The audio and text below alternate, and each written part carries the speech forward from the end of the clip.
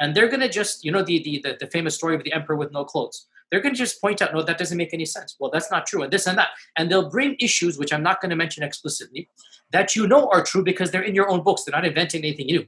The standard narrative does not answer some very pressing questions.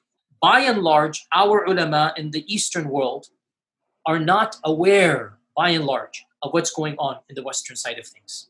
And there are 15 opinions about this.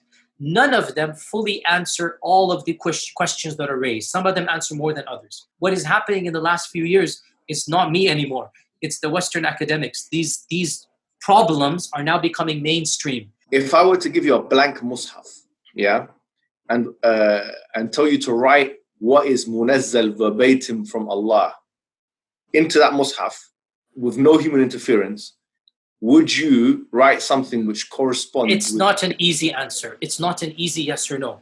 And I don't think it is wise to bring it up in public because it should not be said in public.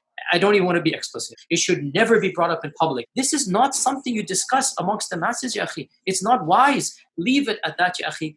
Now, Dr. Qadhi didn't say anything that critics of perfect Quran preservation didn't already know, but the interview caused a massive backlash because a popular Muslim scholar was finally admitting that there are holes in the narrative. And it's very clear to you and to every single very advanced student and specialist that the standard narrative has holes in it. That's what I'm going to say.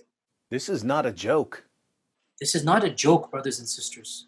The impact on Islamic dawah, which is the Islamic version of evangelism, has been catastrophic. Ever since that podcast, subhanAllah, those of us who are involved in da'wah, like myself specifically, I'll talk from my own experience, the amount of comments I get from Christians, from people